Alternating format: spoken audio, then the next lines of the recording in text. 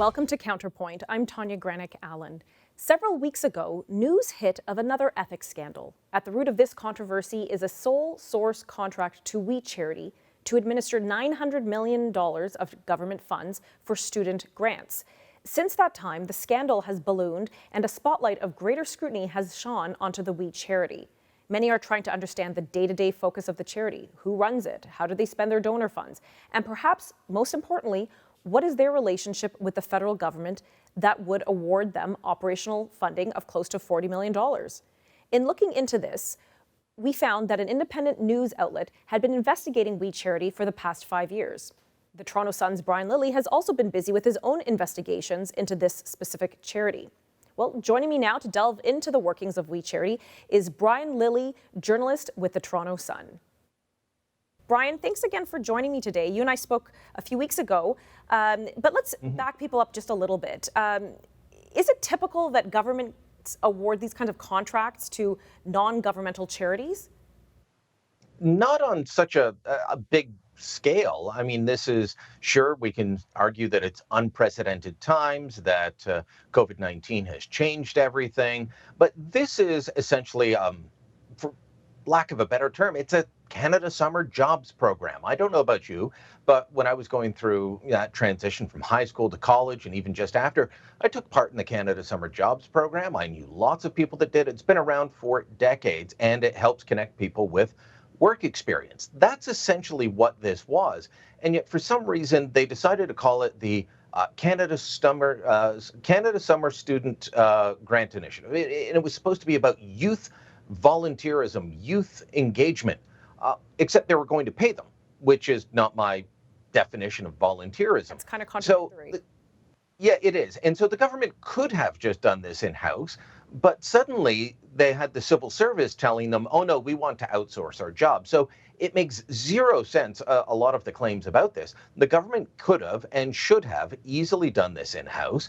Instead, they gave a massive contract to a charity with very close ties to the Trudeau government, and that's what started this controversy, with people saying, hey, wait a minute, don't you and your family have close ties to We Charity, to the Kielburger brothers, who are at the core of all of this? And the answer is, of course, yes, they did, and they do. And in 30 seconds or so, what were those ties to the Trudeau family? You mentioned to the government, and actually was the Finance Minister Bill Morneau as well.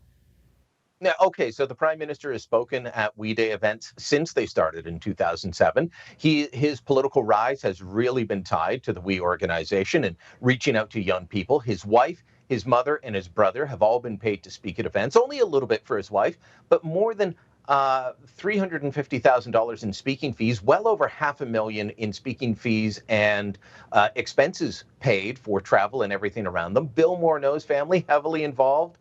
Took a $41,000 vacation that he forgot to pay for to one of the We facilities in South America.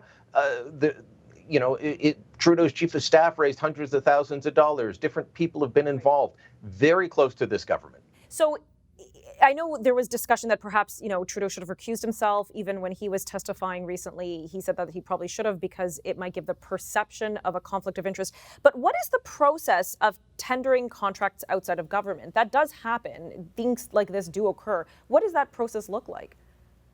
Well, if they had followed the process and we still ended up winning it, there might have been questions raised and people would have said, oh, well, was there favoritism? But they could have at least pointed to the process. And that process includes a request for proposals or a tendering where other companies, other organizations, other charities would be able to bid and say, well, here's why not We Charity, but here's why our organization would make the best candidate to deliver this program. And civil servants would judge them, they would grade them, a decision would be made. That didn't happen here. This was sole source to We. We was actually pitching the government before they announced the program. So, there's lots of questions about which came first, the chicken and the egg. Well, the answer is the payments to Margaret Trudeau. My goodness. Well, I think for many, it was sort of surprising that this charity was awarded the government contract and as you discussed, without the typical tender process. After we come back from commercial break, I'd love to hear more about what your investigation into We Charity uncovered And what you found was alarming with their real estate holdings. Stick around, we'll be right back.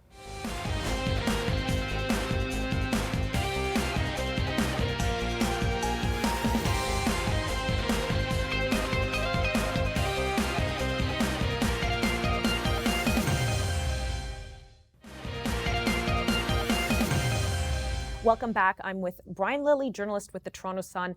Brian, you've done a lot of work on this file since it erupted, I suppose, a couple months ago. What were some of the more problematic discoveries you found when you were investigating We Charity? Well, very complex structure. There's layer upon layer of organizations. It's hard to know who's responsible for what. And what really got me looking into them that led to discovering their very complex nature was the level of their real estate holdings. So I was looking through, I arrived to the story late. I'd been on vacation when the story broke. So I came in and I said, okay, well, I'll look at their financials. First place you look for any organization to find irregularities. And with charities, you look to see, are they spending more than 10 or around 10% of their money on administration? That checked out. We not spending more than that, at least not how they account for administration. But then there was this line that said $43.7 million worth of real estate. And then when I started looking into that real estate and where it was, it's all on one downtown block of Toronto, Queen Street and Parliament, for people familiar with the city. I found out that, well, several buildings are owned by We Charity, but then there's another owned by an affiliated charity that works in Ethiopia. There's buildings owned by the We to Me Foundation. There's buildings owned by Me to We, the social enterprise or the business arm. They basically own a whole block. And to me, it looked like a condo play, that they were going to knock down these buildings and have a developer redo it. Nothing wrong with that, right. But I think donor money, when you're paying $3 million in cash for some of these buildings, donors might have a thing or two to say about that. They might have questions. Well, I understand that I gave money for this We Global Learning Center, which is state-of-the-art facility, but I didn't give money for this building down the street. So why is that there? They weren't really willing to be forthcoming. Started looking into other real estate holdings, a lot of family real estate holdings, a lot of questions about strange transactions, and We has not been overly forthcoming, let's put it that way. Now, in looking at charities in general, it's not uncommon to see that many charities do have kind of a substantial real estate holding, be it sometimes properties are bequeathed to a charity. How is this different than that? Well, it depends on what the charity is doing. A lot of people who wanted to push back on my reporting on the land holding said, well, the YMCA owns charities all across the country. Right. Well, yeah, I can look out my window and I can see the YMCA down the street from me. But that's a gym and a community center and a place where services are delivered. This is office space and storage space. We Charity was set up to do one thing, and that is to provide a better life in places like Kenya and Ecuador and India where they work. But along the way, they've built up all these businesses alongside of it. They've got the real estate side. They've got the Me to We lodges. Did you know that you could book a trip? You probably heard that you could book a trip to go to, let's say Kenya, where they run a hospital and a girls' college and all these things that are all very good. Right. But you can also stay at the Me to We lodge, which is owned by the private business, and get what has been described to me as 5-star treatment. That's all from the business side. And there's a lot of back and forth between the charity and the business. And charity watchdogs have raised questions about this. Conservative MP Michael Chon has raised questions about whether this should even be allowed in Canada in the bizarre structure that this organization has. Well, I think that was a good point, and I think you raised that in some of your research. It was the transferring back and forth between employees and family members connected with We Charity, again, to the tune of $43.7 million. That's their real estate holding. How does one explain that transferring back and forth for various amounts for the same property? Well, I will tell you that We is very insistent that they are a different organization than Me to We, that all of these organizations are fully independent and, not really connected, and yet they're inextricably intertwined. You can't have one without the other, and the same people show up in the organizations again and again, not just the Kielburgers, but their chief financial officer, Victor Lee. They have traded staff back and forth, reading some of the descriptions of how staff are treated, which, several reports have come out saying not very well, not exactly what you would think for such a progressive, woke charity. That people would be in the charity side and then be told, okay, you're being transferred to go to sales at Me to We and sell more of these vacations. So it becomes very difficult to figure out who's doing what and for what purpose. Right. Is it to help people in the developing world, or is it to sell more trinkets or vacations to boost up the business side, the Me to We side? We actually don't know because so much of this is hidden from public view. And to me, it struck me as sort of atypical from charities because I haven't encountered such complex structures with charities. But then again, perhaps this is my first foray into this. But Brian, let's talk about this when we get back. We're going to stick around. We're going to be right back from this break.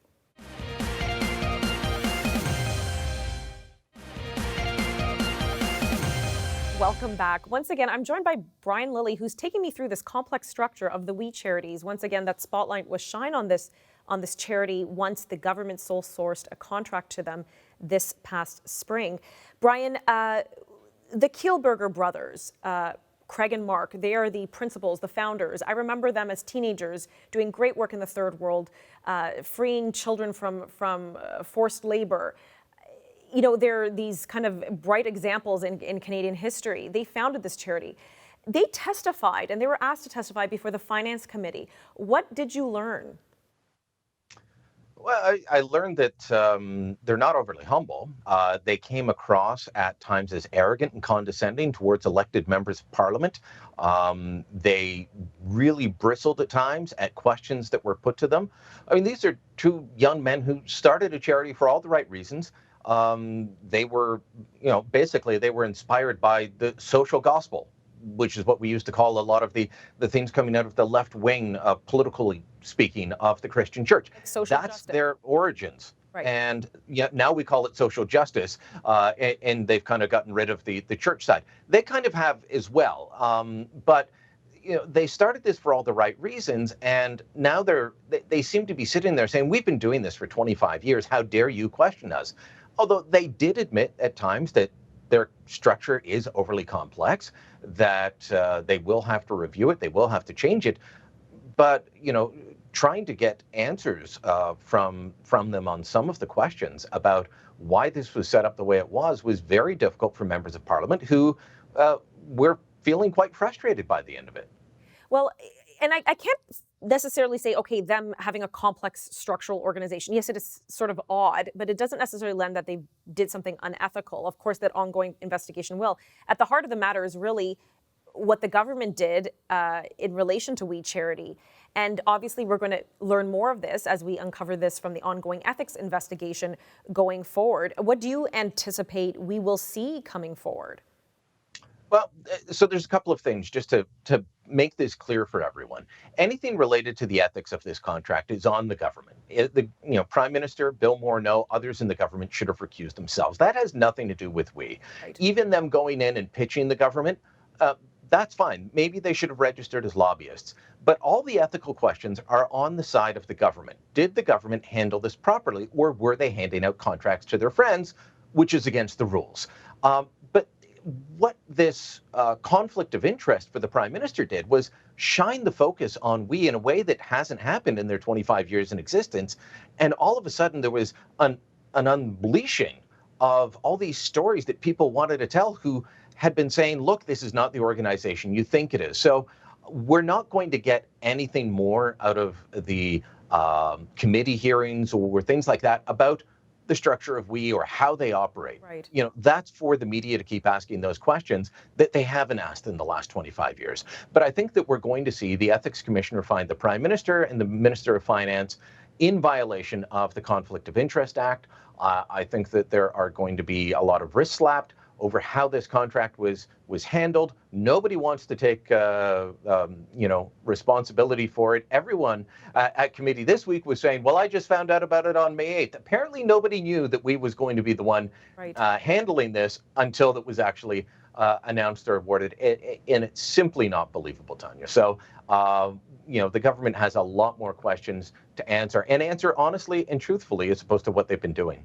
Well, and truthfully, if We Charity find they have a complex structure, and if it comes back that they're maybe squeakier clean or not as conflicted, if you will, it would be a shame that the government, in their engagement with this charity, perhaps threw them under the bus, if you will. But at the end of the day, how do you feel this is going to impact government and charity relations going forward for any charity for that matter? Well, I think a lot of charities, including they said it directly during the Kielburger brothers' testimony. They wish they'd never answered the phone. The only problem is they were emailing, phoning ministers and top civil servants before they got the call saying, hey, do you want to do this for us? I think organizations will do a lot more due diligence on what the government's asking. I think the government will. None of that is a bad thing. We're talking about almost $1 billion that could have been spent on this program. Right. Doing it right is how it should be done. It shouldn't be an afterthought. Even in the middle of a pandemic, Right. There were a lot of questions about whether they could even have delivered on helping all these students. So, I think if the program had gone forward, we wouldn't have seen the volunteer or quasi jobs handed Brian, out to students in the way they promised. Good words. We have to cut it off. Unfortunately, we've got to go. But thank you so much for joining me today. It's been very informative. Thank you.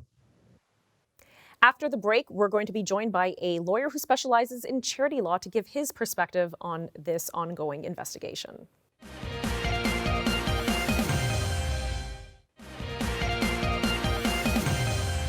Welcome back. Again, we're discussing the We Charity Foundation, and joining me now to shed some light on the charitable legal aspects is Barry Bussey, who's a lawyer with a focus in charity law.